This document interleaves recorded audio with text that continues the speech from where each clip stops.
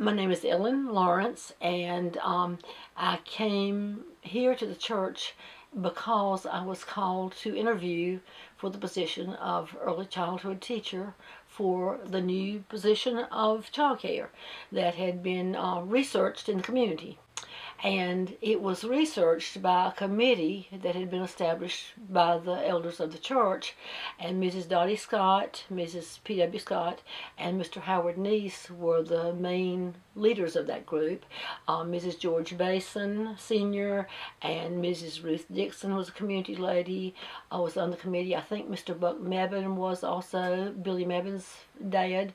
Mr. Odell Smith, who was a staunch member of the church. And that was in the summer or early summer of 1964. And I came because I had not graduated from the old women's college, now UNCG, but had been in home economics and really had a desire to work with children, and was told by some other daycare people in the county that there was a position opening. So I came here to interview. I think there were other people, I know there were other people who interviewed. Don Campbell was our pastor at that time, and this was the summer of '64. The Boy Scouts of this church had, with the help of the adults that I just mentioned, had gone door to door all over this into the community of this whole into the county, knocking door on doors saying, do you want to have your child in a preschool? And we were going to be just a half-day program. Second year, our enrollment blossomed, and we were in Sunday school classes in the church, and we were getting to need to spread out because we had 28 children the second year. And we brought in Miss Sarah Lawrence, who became Mrs. Sarah Michael, as the assisting teacher, and together we worked in those positions of having those children and trying to do the best we could in teaching them. I had gone back to UNCG, or Women's College, when I found a professor who would teach after-hours classes in childhood development and early childhood. And so I drove in the afternoons to Greensboro several times a week to gain the extra information I needed in order to be able to teach. We had very little money, and we were supported by the Presbytery some and by donations of people in the church. One thing that was donated was from the parents, not just their little bit of a payment that they paid as tuition, but they came and made refreshments. Whenever we needed some cookies or something, some milk or something for our snack, your mom and lots of other moms would come, and their mamas, and bring snacks. So we had a really good time with that, and I learned a lot about the nice folks in Hawfields Church. And fortunately, or unfortunately to begin with, the church wasn't too sure that we should be here messing up their rooms. So we had to work through that as calmly as we could, and nobody was ugly. They just weren't sure about child care. And it was just half-day program at that time. We were here from 9 till noon. And the third and fourth year, more and more families were saying the wife needs to work. And so we had more and more children who were interested in being here with us. And we developed into an all-day program, which meant that we were in more space in the church and took over the basement and painted some of the walls with things like trains on the walls. And the bathroom, we had Noah's Ark and things like that painted by friends that were artists. And we had lots of people who gave us support during that period of time. And in 1972, Reverend A.B. Plexico came, and he was very supportive of early childhood and was always interested in what was going on. We not only used the building spaces, we used the janitor's help to keep clean behind us and to do the bathrooms that we were using. And at that time, there were little children's bathrooms designed in this building. When the building was built, it was built to have children. Back and there in the back end of the building, the north end of the building, there was a little, behind folding doors, there was a little semi-kitchen with a fridge and a little range top and a sink. And then there was a little bath with little tiny toilets and little tiny sinks.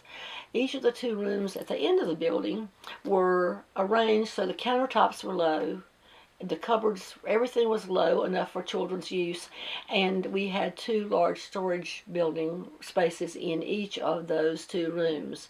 Those rooms are now used for something else in the church. When we finally got out of the way, the church absorbed those uses again. But the materials we used were things that I had to find along the way. If I went to a meeting of other daycare people or a conference somewhere in the state, they would suggest different books that were beneficial to children and their learning processes. And so we would scrounge up enough money to buy a directional book that helped guide us. And we even moved in the room across the hall from the 2 rooms that were assigned to us originally. And we ended up having a part-time music teacher after about the 3rd year, and there was an old green piano that had been painted green, and that was good. As long as we had the piano for the music, that was very good.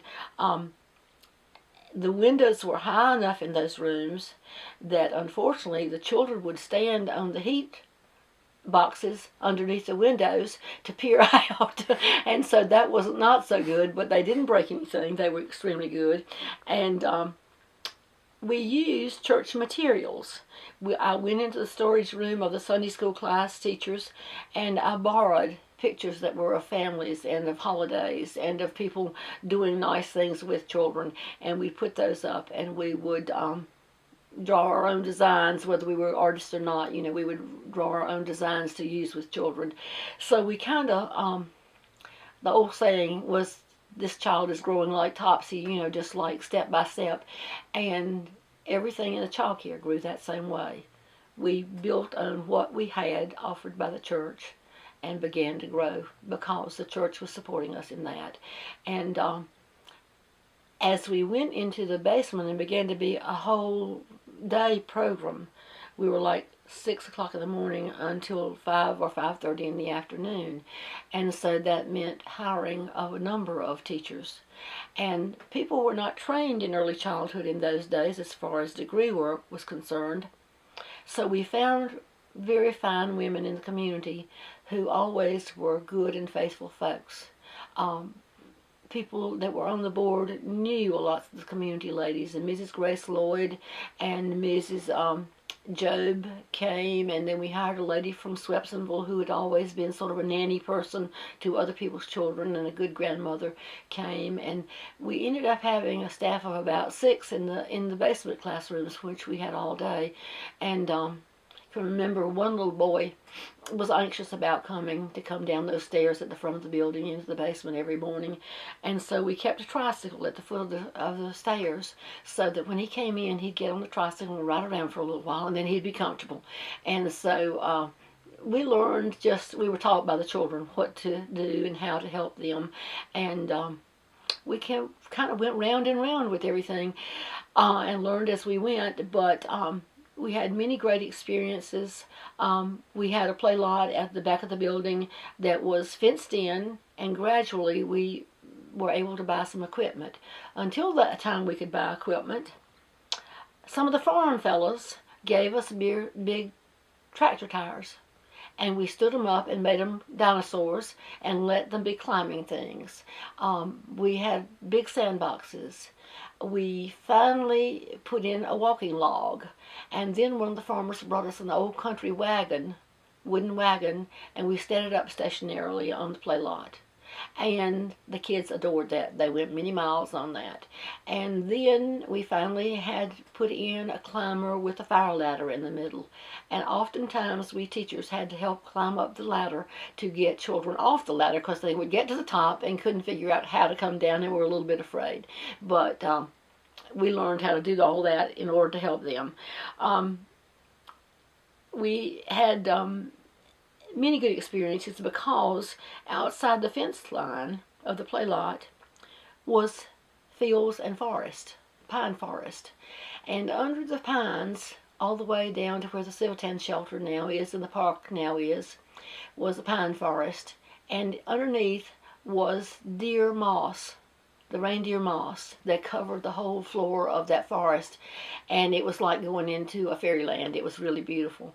And every year we could walk down there and find us a little cedar tree in the way and have a Christmas tree that the children would drag up and bring back in to decorate.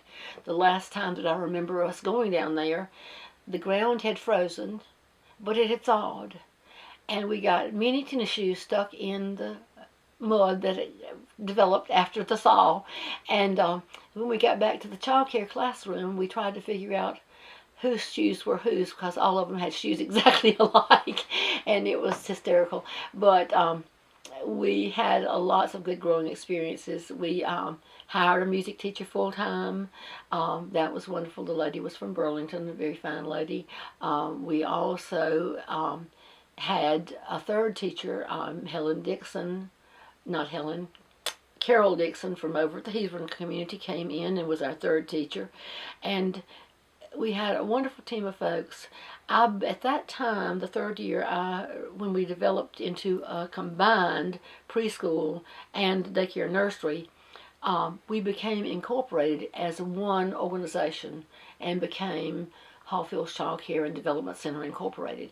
And at that point, I had to come out of the classroom full-time because we had a closet back here that became an office for us.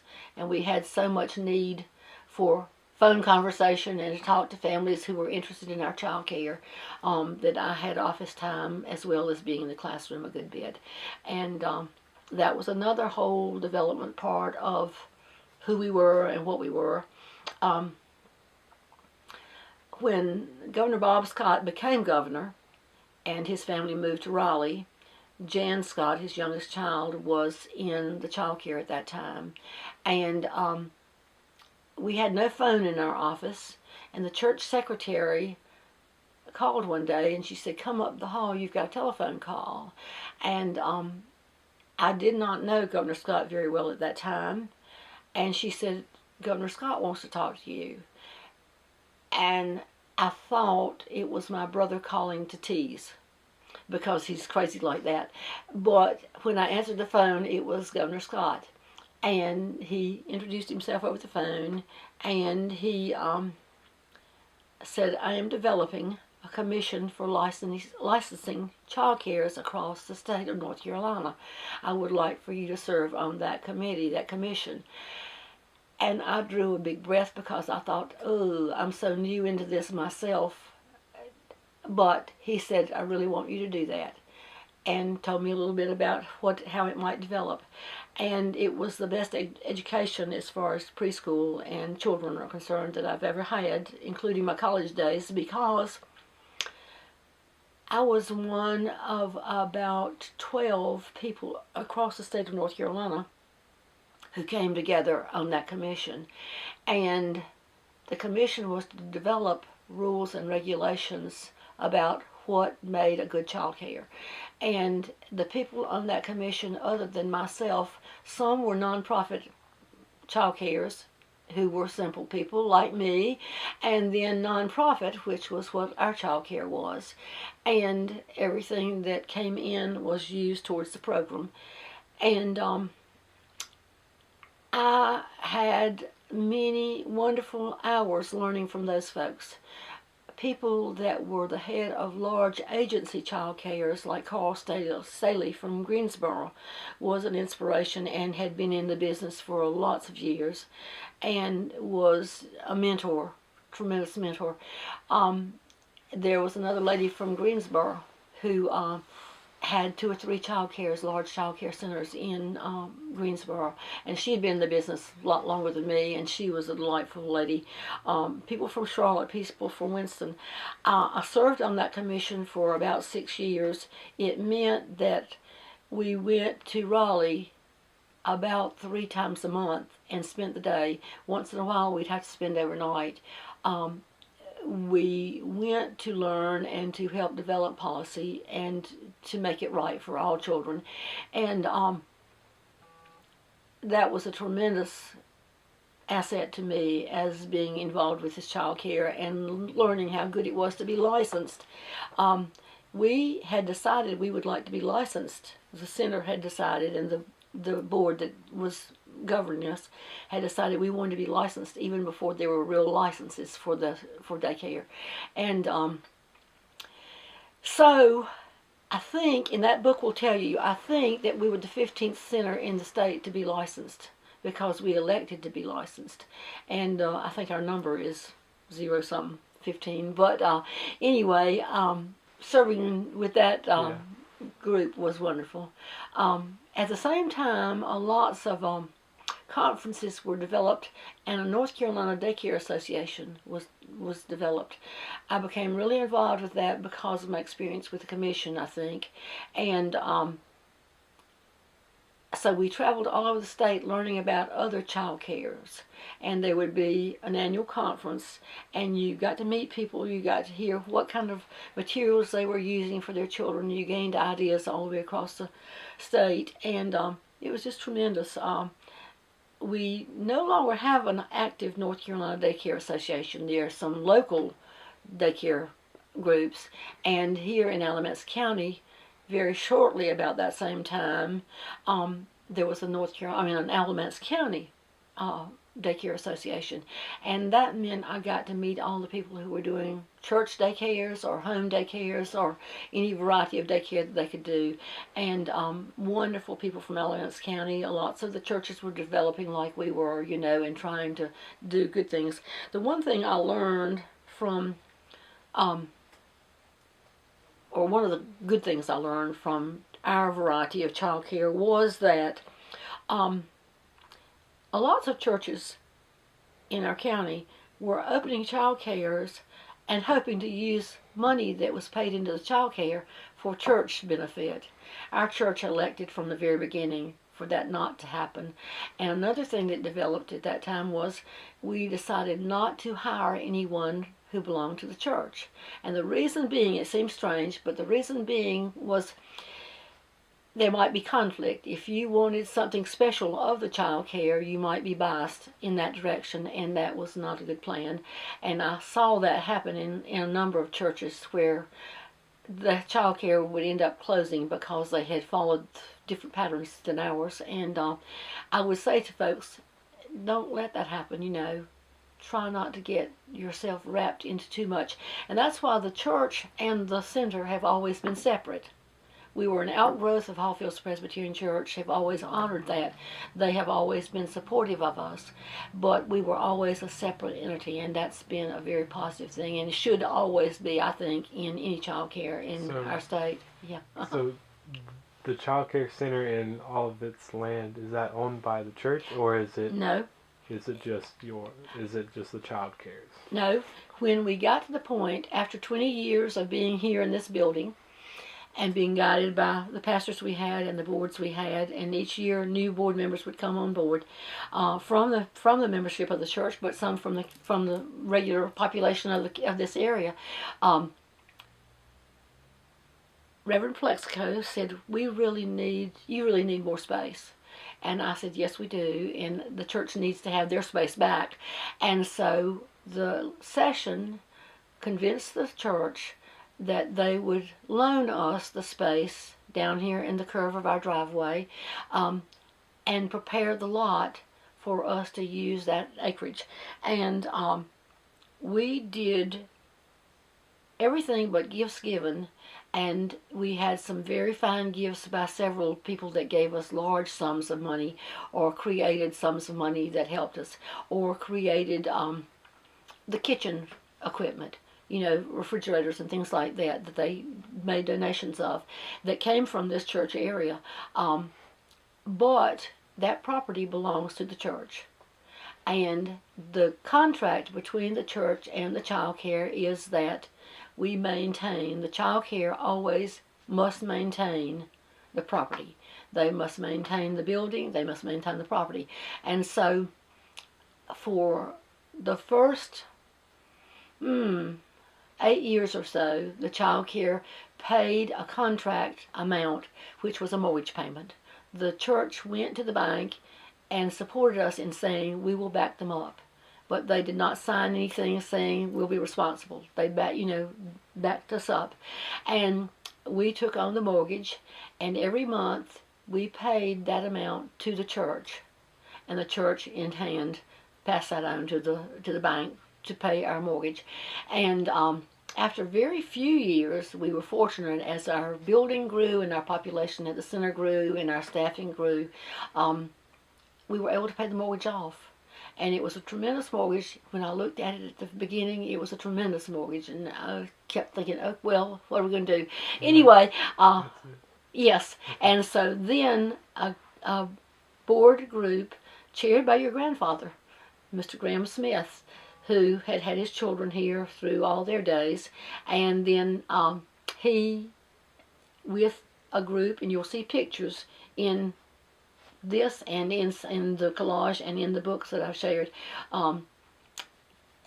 developed a plan of action and had the gift of our architectural rendering was a gift. We had an architect who was retired, and he gave us the gift of building a plan for us. The men on the particular committee are listed in that little pamphlet there, and they were all futuristic thinking people, as was our pastor, and he was on that committee as well. Mr. Neil Fleming, Mr. Paul Smith, Mr. David Murdoch. There's an entire list of people that were on that original plan in this booklet, and I hope that you'll enjoy reading that and sharing that. They all pulled together and helped guide us in making that plan come into action. And very quickly we had a facility plan by the state of North Carolina that we could house 150 children. And very quickly we had 150 children, ages from infants. Here in the church building we were able to have age 2 up through school age. But then, or up to 12, I believe. And then when we moved into the new building, we had children, infants, 6 weeks and above, up to age 13. And so we had to develop an entire new staff. We had some of the folks that were staffing in the school here, in the preschool here, that went with us, but then we had to bring in lots of folks that had gotten their education in preschool from a community college or community colleges around the state. But we were very fortunate. We've had a staff down there that people have come in from the distance of Danville, Virginia, to staff our building and have been excellent employees. In fact, there's a lady now who's still there after these years.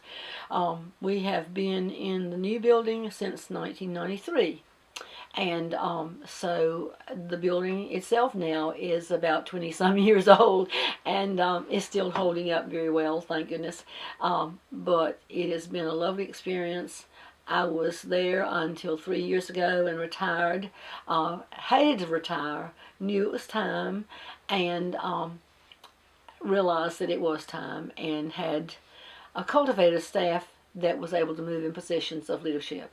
And so that's always been a good thing. Many wonderful stories along the way with children individually. I remember the very first time when we were in the new building. It was this time of year, or a little earlier in the season, and it was time to fill the gas tanks. And I thought, oh my, we had $1,000 bill. And I thought, oh my, what will we do? You know, we're growing strong, but what will we do? And about 2 days later, a gentleman from this church walked in and sidled up to my desk and said, my wife said you might need this, and handed me a check for $1,000. The child care was, I'll be tearing in a minute, the child care was meant to be here. It was a blessing to the church, to our community, to me, to all our staff, and it has been a ministry. It was intended, and I think that everyone that knows our population and knows our reputation now would agree. And personally, and of course I'm very biased, it's the best child care facility in the county and in probably several counties. But I told the staff when I left 3 years ago, I said, I just want you to know that you're the best staff and this is the best center in several counties. I want you to know that I will haunt you if you don't keep it that way. And so they laughingly agreed, and I think they fulfilled. I don't think I have to do any haunting. So we have always been blessed by gifts and care, and we've tried hard to keep our staff very educated. And we have gone as far as you okay?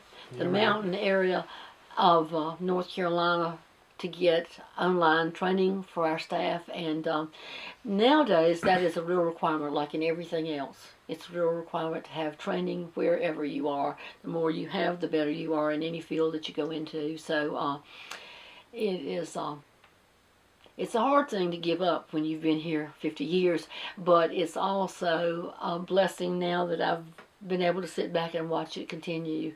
You know, it's a blessing to me to see that happen. So, any other stories you need?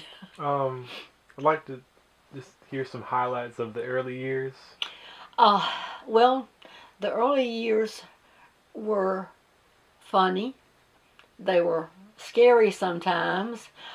We had a little boy once upon a time who had never been away from home, and he was from Swepsonville. I don't think his family had lots of socialization.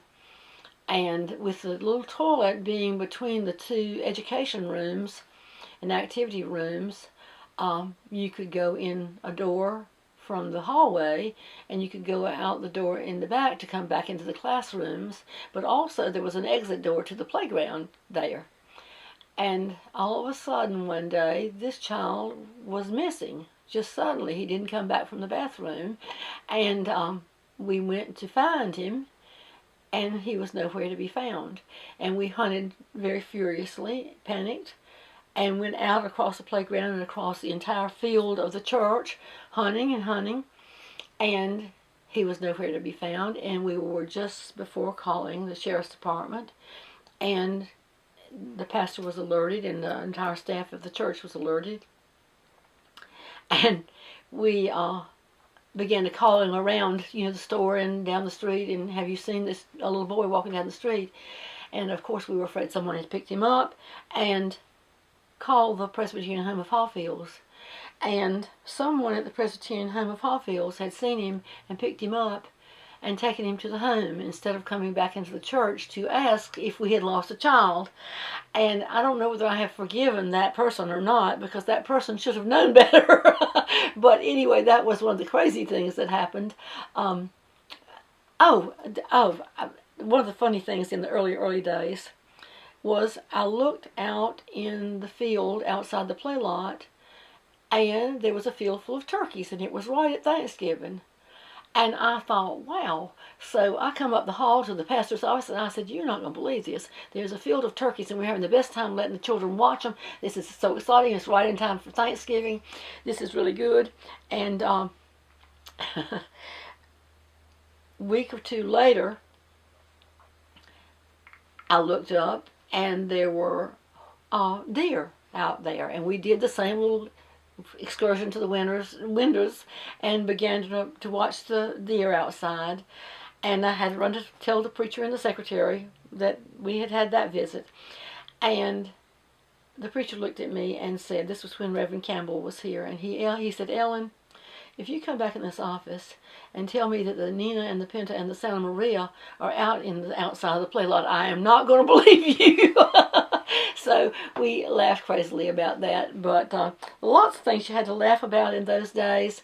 Some children, even though they were 5 when they came to us, when we were here in this building, were not totally toilet trained. And that meant a little different effort on our parts and a little help in helping them become toilet trained. And that was something we need to learn about. And there's so many differences in every child, and so much, like your mother not talking, that always impressed me, that children don't always feel as comforted. They might talk to other children, but they might not talk to adults that they're not as familiar with. And I actually called a teacher down at Alexander Wilson School to say, what do I do? This child is not talking to me. And Mrs. Audrey Garrett, who the school is named for, was the teacher I was talking to, and she was a first grade teacher for years and years, and she said, Ellen, call her on the telephone. And I probably might not have thought of that on my own, but it was a fun thing to learn that Alice and I could talk well. When we moved into the downstairs and had expanded our days and our numbers, and one of the important things that this board, that was the first initial board for the child care, did, they knocked on all kinds of doors. They didn't just choose all the Presbyterian doors, and they didn't send the scouts to just the Presbyterian doors, and they didn't send anybody to just Caucasian families. They went to all diversities, and anyone who lived in this community, whether they were living in a mobile home or whether they were living in a mansion, they were invited to come and be a part of the child care. And that was the original plan of that board that started the child care, and it's always been a wonderful plan. We have had wonderful diversities throughout, and I can remember very vividly being, and I think there's a picture even, we always sat in the little chairs and the little tables and prayed with the children and said our little blessings at mealtime. And an African American mom came to me very shortly after her little boy was here, and I think she was a family working for one of the farms around, and she said, "I really want to thank you all." And I said, and why? And she said, because our child comes home now and says we have to ask a blessing, and said we had not been accustomed to doing that. And so, you know, little things like that made such a difference to us in learning that we had been doing the right thing and had been helping. After the, you okay? Can you talk to me about education and your ventures with that, with the children, and how you went upon that? Okay. You get a very quick ability to know what children like and don't like. You know, you can tell by the books you choose what they enjoy, what is funny to them, how you can review the story with a child and say, now what did Curious George do? You know, tell me that. And children can repeat to you almost the whole story. And so you learn to use those tactics that you're showing the book and sort of memorizing it yourself so you can tell the story and ask questions as you go. And that was an educational tool for us to them, but also their reactions were educational to us to know that, yes, this was interesting. And maybe it wasn't so much, you know, and so you chose carefully. I was always a messy teacher in that when I made lesson plans, I pulled out everything we had in our classroom as well in the way of materials and said, okay, let's do a session on this, and this, but I want to use this, and this. Fortunately, I had teachers that came in with me that were very organized, and they would methodically take the things that I was throwing out on the table, you know, and put them in some order. And so we did lots of hands-on things.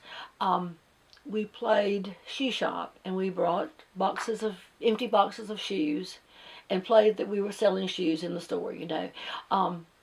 We did lots of music and sang lots of things that had the same tune, because I wasn't a singer, but I learned to do that with a tune that was already familiar. Children could repeat those things very easily for us, and I could tell which children, or we began all of us to tell which children needed to sit together and which did not. And a child who needed, a very social child, to be near a child who was a little quieter. And I think we learned maybe by osmosis from the children, but we also learned from the materials we had. And of course we did seasonal things.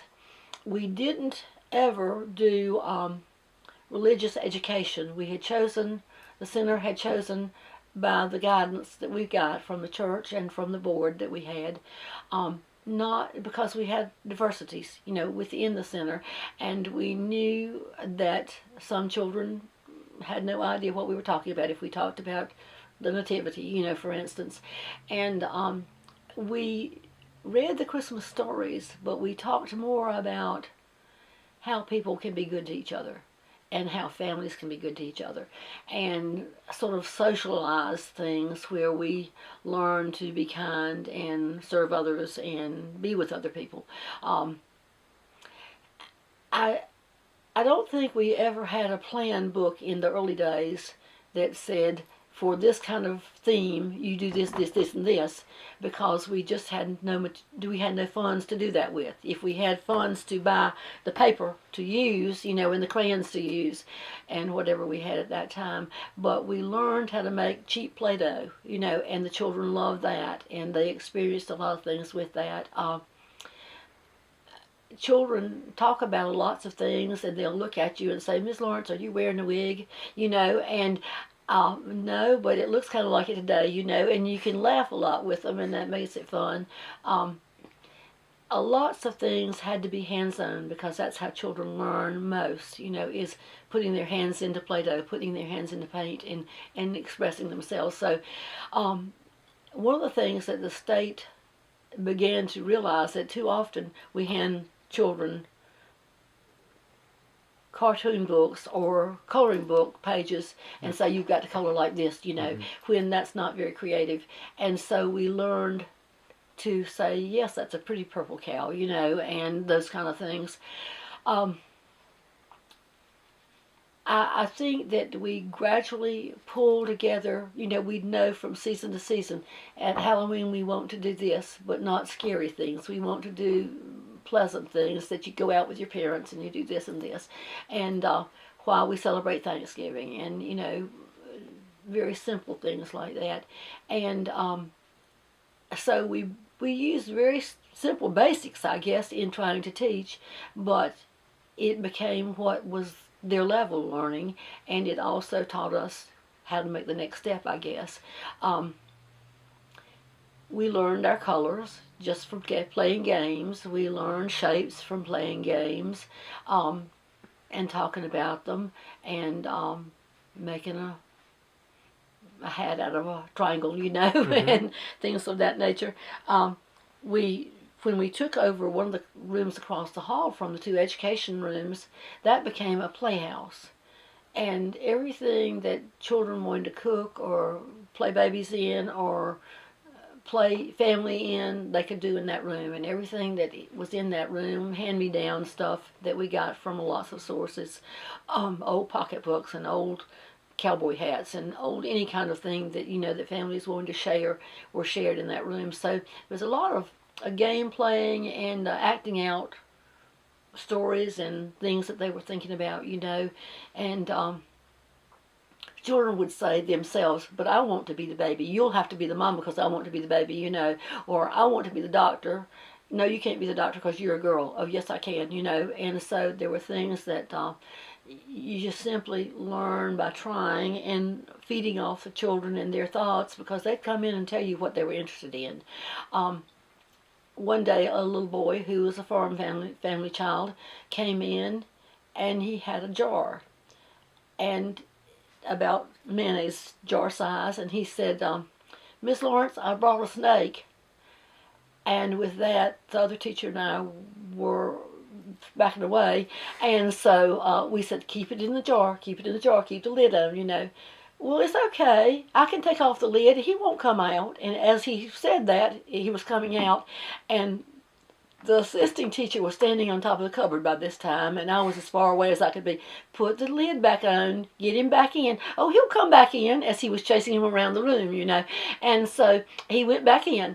But that child had trust that that snake was going to do what he told him to. And of course it was a little green snake, but snake's a snake. The other children were not nearly as afraid as I was, at that point, and they thought it was fascinating. That same child's dad, being a farmer, said, "I have a baby goat. Can we bring it to child care?" And I said, "Okay, what are we going to do with it?" "We're going to put it in the playground," which was enclosed with a gate, and so we took the little goat and put it in the farmer daddy put that in the playground, and the children all wanted to go in with the little goat, and it was tiny enough and fearless enough that they all loved that.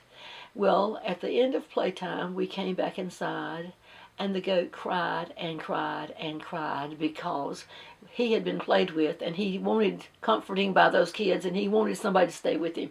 And we had to come back inside. So the daddy came back and got him at noontime, thank goodness, and we had to send him home to his mama. But it was a good experience, you know. That was something that you don't get to do all the time, and it was a good experience for me to see a baby goat that close, I guess. And that was fun.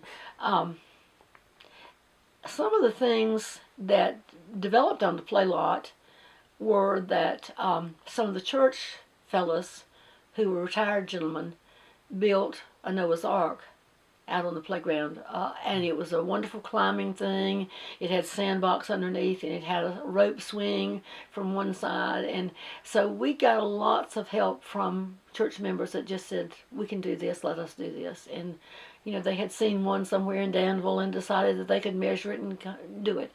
We even, when we moved to the new building, I looked up one day, and the men had a truck with a forklift on the front and had moved that Noah's Ark down to the new building, and the little train that they also built, they built on the, in fact, they built it on one of Mr. Murdoch's little shop and hauled it down piece by piece and put it on the back lot. Unfortunately, as state rulings have come along, wooden pieces, even if they're tempered wood, are no longer encouraged to be on child care lots. You know, you have to have plastic, or you have to have something that doesn't splinter anything ever. So you learn lots of things as you go. Don't know if I'm answering your questions or not at all, but amazingly, children at age 5 could learn to read. And you would be surprised every once in a while when they would say, can I read the story to the class tomorrow? And of course we would encourage them to do that. And it would be something they had memorized partially, but they'd also recognize the theme and the words and so forth. So lots of fun, lots of fun. Can you tell me about the fundamentals of teaching? I know it's an important skill to learn. What did you value as a teacher the most? Confidence, creativity? Well, somewhere or another, even though I was green behind the ears at the beginning and was using every other material that I could come up with, I guess I became confident because both the first pastors that I served with were confident in the center being here, and the people that were on the board were confident and wise enough to keep an eye on us, you know, and suggest different things. And the parents had good expectations of us and encouraged us too. And at that time, I think the salary for teachers, or for me, as I remember it, was $90 a month. And the children were paying something like $25 a week or $25 a month to come, so we really had no money. I guess creativity, if you're not artistic or you're not musically inclined, I know I went to a music teacher and said, help me pick up on the little bit of music I knew way back, and she did, so I could pick out a note or two. But if you're not, you kind of have to wing it. You know, you have to decide, well, that's a good project. I believe we could do that with the children. You know, even an idea that was a community idea, for instance, you know, what do farmers do? And we could play that. And the shoe shop business. And the first year that we had the half-day program, preschool, we went out in the courtyard out here. And at that time, there was not a fountain there. We went out in the courtyard, and we took cardboard and we made the facade of a big red barn. And we did Farmer in the Dale, and we did everything that we had sung and learned and danced to and played. And each little child had some responsibility, you know, for some part of the program. Not a lot of speeches or anything like that, but they were able to be responsible for something, and this is my part, I can do this. And it was kind of turned out well, and you sort of thought this is great. And at that time, we were only doing 9-month program. We were not working during the summer at all either, and so you grow in your creativity and your confidence as you go. And I guess being on the licensing commission, I heard other people say the types of things they did, and I can copycat real well, and you learn, okay, I can do this, but I can do it my way, and so you do learn. And the teacher that I had, Dr. Nancy White, as I said, developed the afternoon program at UNCG, Old Women's College, and there were about a dozen people from across the state that were in that class, and she helped us realize budgets. She helped us realize spatial use and how you needed to have a science center, and you needed to have, if it was seashells, you need to have all those things. And so that was a real worthy program. I took East Carolina at that time, brought a program into Durham that you could go to for about a month, to take some classes. So they were just picking up things that other people had tried, So I guess confidence, creativity, all wrapped up into being a copycat was about as good as it got for us, but it seemed to be worthwhile. I have watched the 13 that started, in the first class and thought, wow, these people turned out to be great people. And it was basically because they had good parents, first and foremost, who were really interested in their children having a social time together and a learning time together. But all of it came together, and it was a gift from God that the center began back then and developed as long as it has, and I think it'll go on forever. The church, as I said, the property does not belong to the child care. The building, although we paid for it, does not belong to the child care, or the parents paid for it with their monies. But someone said to me at the time we moved into the new building, remember, if the Childcare Center ever stops working, we could put in a nice bowling alley out here. And of course, that was not something I wanted to hear at that time, but the church would, absorb that building if at any time the child care was no longer in use. And there'd probably be a whole lot of argument on my part, but because I would like the child care to be there forever. You also grow into learning about church involvement, because I used to think to myself, well, we need a new light fixture. Why can't we get it done today? And most churches don't work that fast. And our church here is like most churches. You take it to committee, and that committee takes it to the elders, and the elders make a decision, and then they pass it on to the church, And so even though the child care only has, by our bylaws at the center, only a percentage of the members on the board at the child care come from our church population. And right now, probably the greater number of the board members are members of our church. But in the past, we had people like we invited an attorney from Mebane to come be on our board. And we invited educators on an upper level education to come be on our board, particularly kindergarten folks, who sort of gave us some goals to set for our children. And when kindergarten became a North Carolina thing, being on the licensing commission was interesting in that there was no licensing, and so I and a woman from Greensboro, who was a young attorney's wife, went to the legislature every time it was in session, and we lobbied, although we were not licensed to lobby. We didn't know you had to be licensed to lobby. We were ignorant. And one day we went to everybody's office and said, please support licensing for childcare. And some of them didn't like us being there because they were busy. And some of them were very supportive of us. And we went to the meetings of the entire legislature and said some words and said please. And I remember very vividly one senator said, well, Aunt Susie down in Bladen County, she has been taking care of everybody's children for years, and there's nothing wrong with her. She's only 83.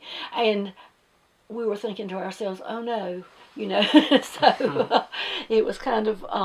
So how many people did you go with to the legislation? There were 12 of us on that commission, as I remember it, and a couple of guys from Greensboro, one from Charlotte, one from Winston. Anyway, usually we would go in couples. There'd be two of us that would go, and the gal from Greensboro would come drive here, and then we'd go in my car down there. And I actually became a criminal because of that lobbying. She called one day and she said, Ellen, go to the Secretary of State quick and get your lobbying license. My husband has just learned that we are being reported for lobbying. And I didn't get there quick enough, and so I had to go to court in Raleigh. And half the barbers in North Carolina also had been lobbying for help for the Barbers Association.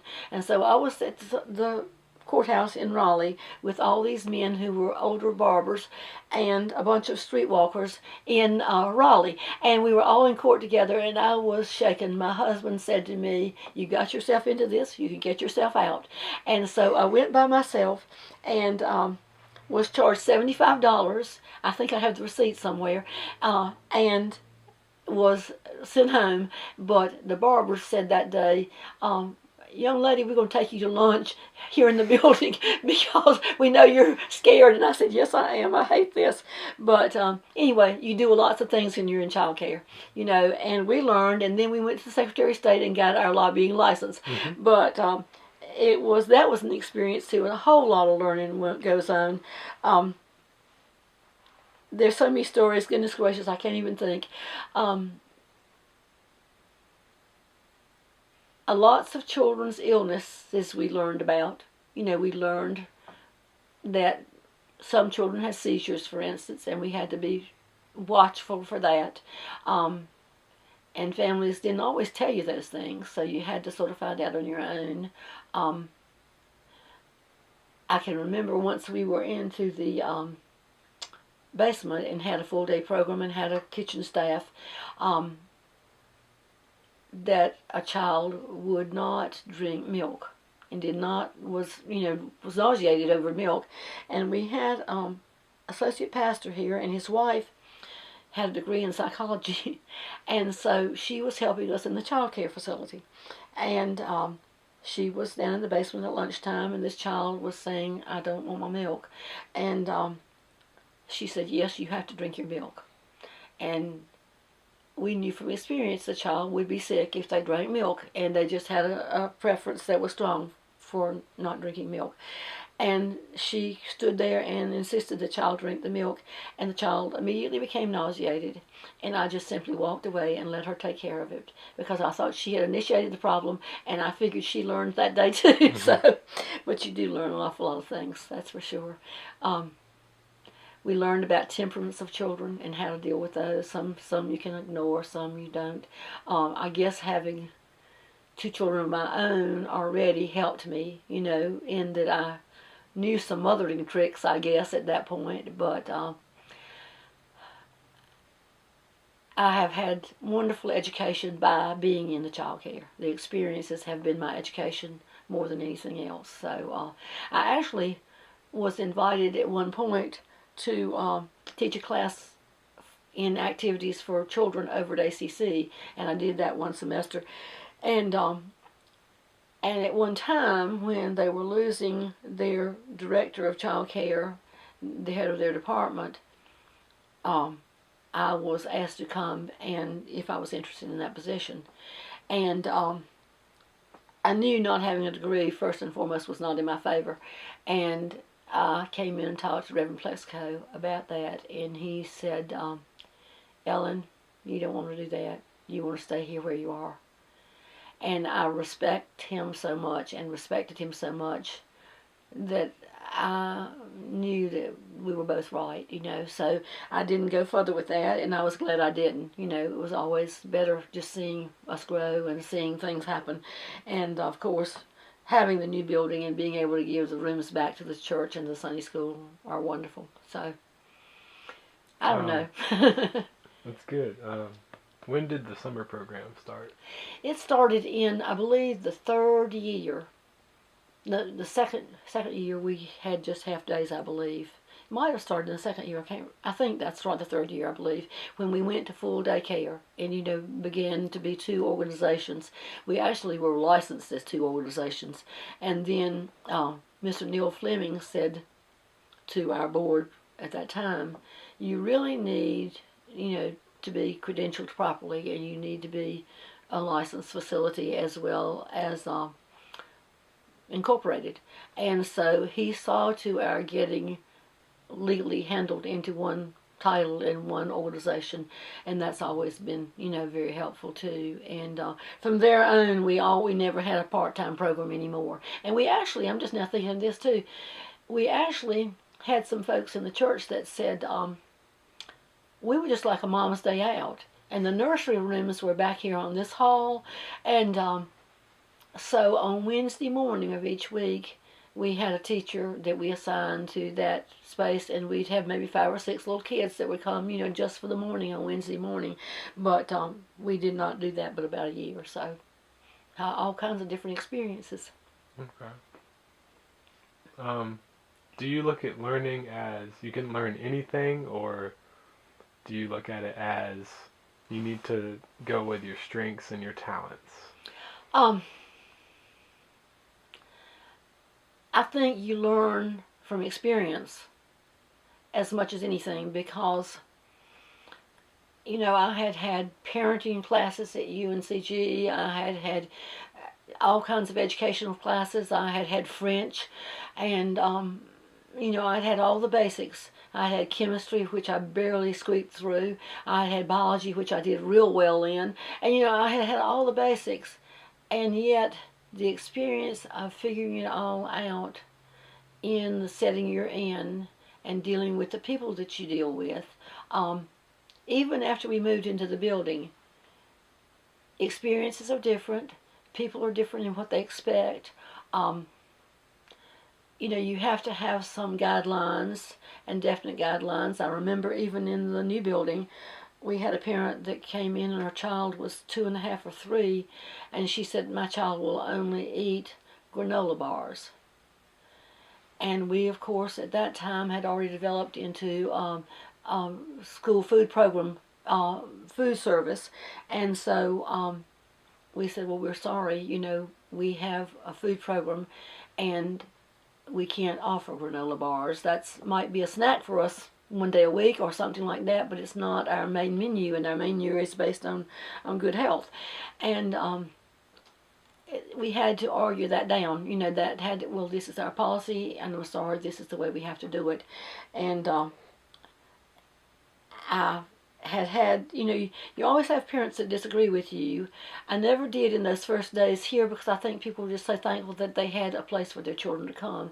But when you come into even the last 20 years population and a larger population, you find that people come in with their own expectations, and you have your policies written out very firmly, and, you know, explain exactly how things work, what to expect in each classroom, because you become very businesslike at that point. You know, you really learn, and you give a detailed booklet to each family. This is who we are.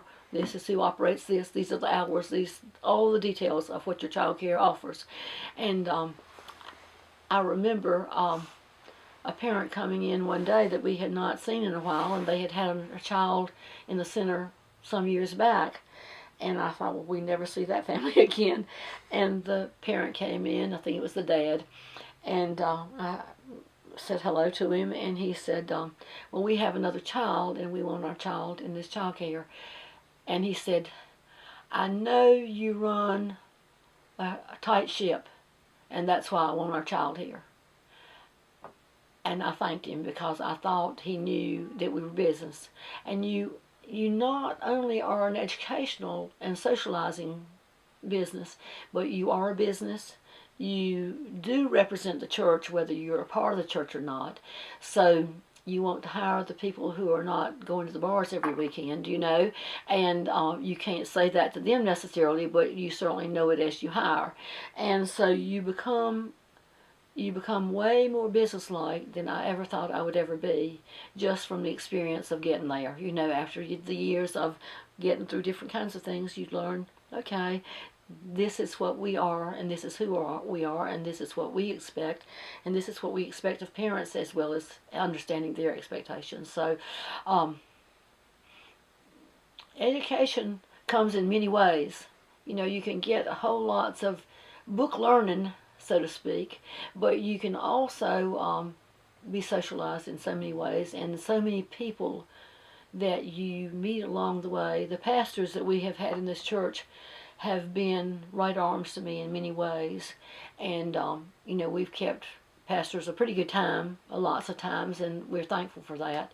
And so Don Campbell was the initiating pastor and was very much in favor of the child care, and then A.B. Plexico was always a brother in child care, and so just the lives that you touch and the experience when your mom came, as an adult, to be a part of what was going on with us and to be on our board and things. Meg Phipps was a tremendous supporter, and she worked with us on some legal things that we wanted to be sure that our words and our bylaws said the right things. And our volunteers have never expected funds from us because we didn't really have them to share, and our main goal was that all our funds would provide for the child care, and it would pay for the experiences the children had, it will pay for the staffing, it would pay for the food, with the exception of what the state returned to us when we proved that we were giving good meals, So just everybody you touch, makes a difference in what you learn and what you know. And I think sometimes that outside experience is equally as good as any education you might have. Of course, if you're going into a field of medicine, I'm sure I don't know that, but I know how to put on a Band-Aid and soothe the child when they're upset, and lots of philosophy went in some years back about you shouldn't touch children and you shouldn't hug them, or you shouldn't do this and shouldn't do that. And I'm sorry, I could not do that. If a child needed you, whether they were in trouble or not, if they had hit somebody over the head with something and you needed to bring them just to sit with you for a while, you still needed to let them know that you cared. And so a hug was fine, in my opinion. I can only tell you mine, but we have fortunately had been blessed with tremendously wonderful staff, and that has been the making of the child care, really. So really has. I probably am not answering the questions the way you really want me to, no, but so please correct me. Yes. Next question is about kindergarten. How did it affect the whole child care system? Across the state, it really did a lot. I'm gonna stop you. Can you tell the year of public kindergarten? Let me see. I probably should be able to. I'm not good on these dates. It was, we went into the new building in '93, and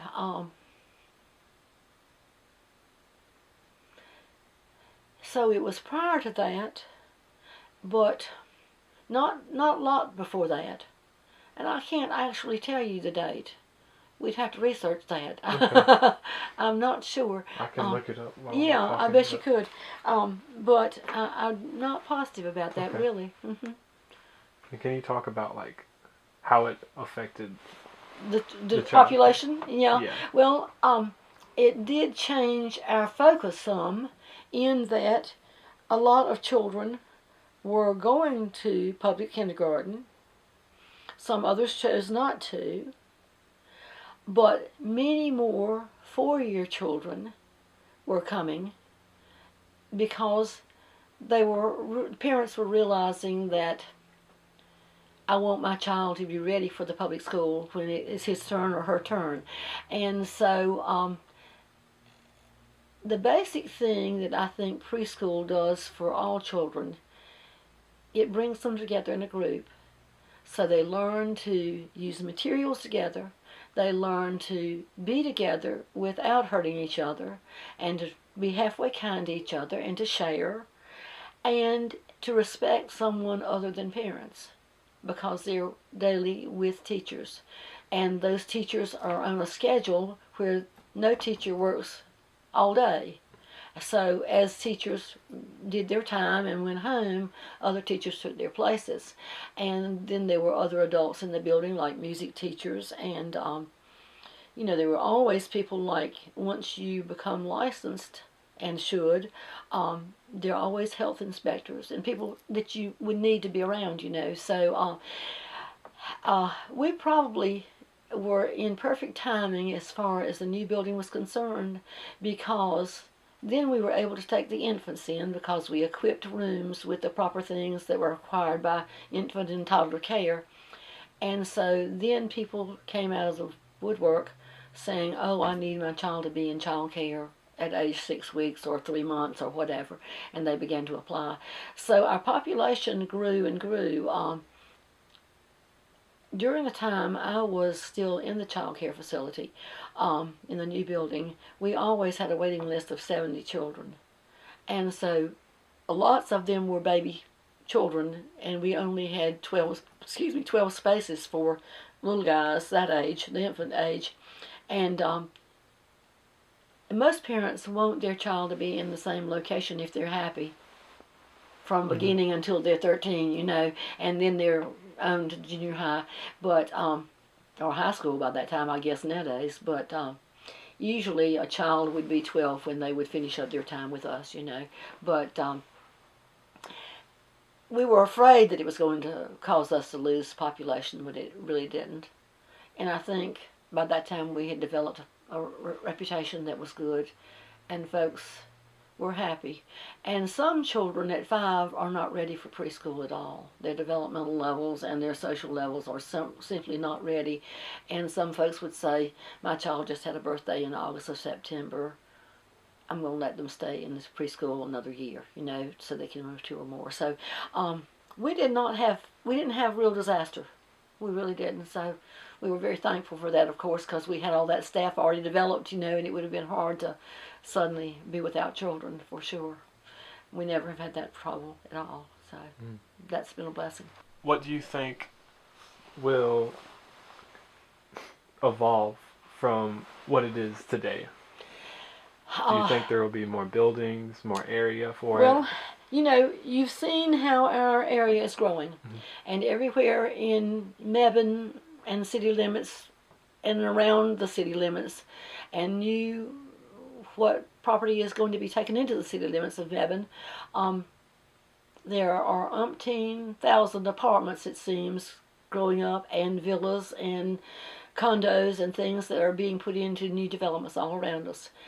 I think there's 680 apartments or houses or something coming in off of Turner Road, which is right down the street. And here in this area, there are 2 child cares, ours and one other down the road, and a little preschool on Hillsborough Road. And in Mebane, the ones that I knew about have already closed. I'm not sure unless they are unlicensed locations, and sometimes people do keep 5 children in their home, for instance, and just be a home care facility, and probably more people are doing that. We have discussed with the child care what comes now, and I personally have an opinion about increasing the size of this child care. There is ongoing always, let's look to the future, what do we need? The reason I have some hesitancies about that is that I do not see primed teachers coming to the door and knocking saying, I need a job in childcare. I don't think that childcare has been able to afford to pay a wage that you probably could get at McDonald's if you worked full-time at McDonald's. That's sad to say, but I think that's not as bad as it used to be, because fortunately the center at Hawfields has been able to do better with their pay to their staff. But unless you have teachers that you can count on immediately hiring to build another building or even an addition to the building that stands, I would want to know, if I were still directing the center, that I had at least a dozen teachers that I knew I could get into that building that were either partially prepared by going to community college or being even retired teacher assistants in the school system. And their pay and their benefits are much greater than they are in child care, unfortunately. But I would be very hesitant, and I don't see the community college putting out a huge population of trained teachers for preschool.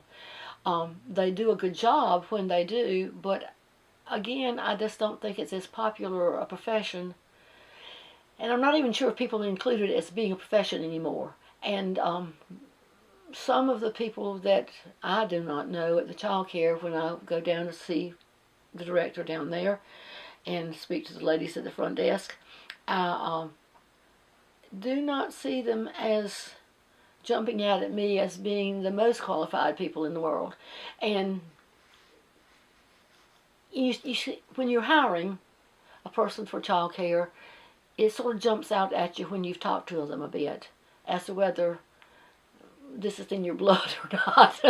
And sort of, if it's not, I always felt like I'd sort of have a feeling about, well, let's talk some more, but I'm not sure yet. I want to be sure, and I want to be sure that you're willing to follow the rules, and that you're willing to be good to the children, and that you are willing to continue your education ongoing. Because like every profession these days, except maybe being at McDonald's, it's an ongoing education. There's never a stop to that. And there are new requirements by the state, and I guess every state. I know North Carolina only, but there are new requirements every year for child care. And I know that meeting educational standards is very top of the list, which is important, very important. Even if you're an old gal, you still have to take classes, and you need to continue your education. So knowing the people in the county and having your education are really important, knowing that you really want that kind of job for a long time. I never have enjoyed hiring someone who's here for half a semester and then leaves. Change is not easy for children in teaching change, so I like to see that teachers in their places are meant to be there and will be there a while. So I guess that's the answer to that. So, you asked me earlier about whether we could walk down to the center and maybe take a picture or two. I did ask that question, and for the new, very straightforward Privacy Act, there is no allowance for picture taking of children. Okay. And I can blur them out as needed. Well, that would probably work, and okay. I think, and I did tell Christy McCauley, who is the director that was my assistant when I was there, that you were interested in that. Okay. And you know him? How are you doing? Good, how are you? School going well? It's going. It's going. Yeah. Yeah, that's the important thing. Yeah. That is. The lady to the right is this fellow's, Bob Dickens' mother, and she was raised here in this community. Okay.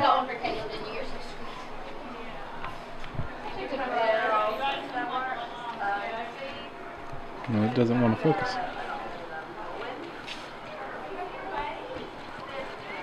Oh. Okay. It's laundry time. Yes, it is. Sweet. Hey, end of the day. we're just wandering through because we're doing a scout project, and we came late because you all just have a few in the sun, don't you? We do. It's almost time to go home for sure. Sweet little ones.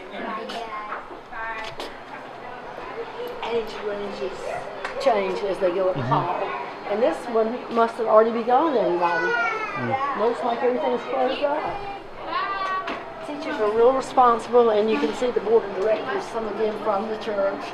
And Philip Lee, for instance, there is the chair, Bill Covington, and Chris Covington, and then other people, the community folks. This lady over here, Ms. Davis, is a teacher, school teacher. Yeah, she taught me. Did she? Yeah. And David Wortman is a community fellow. He actually was a child here at the childcare. Yeah.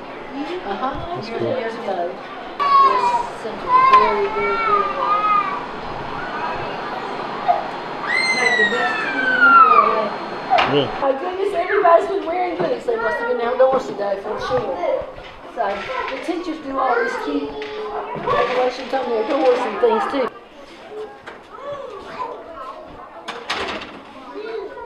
Oh, everybody's playing. Hey, how are you? You putting it together, okay? You know how to. You're doing a good job. Looks like you are doing a great job. Super. Good, huh? You all, how much Spanish do you all do? Do what? How much Spanish are y'all doing? A little bit, because I don't know that as much as I know sign language. So we're doing a little bit of both. Okay, good. Hey! Are you making a puzzle? No. Good. No. We need to put it back together. Good job. Hey there, how are you? Good, how are you? Oh, the tabletops look so pretty and red.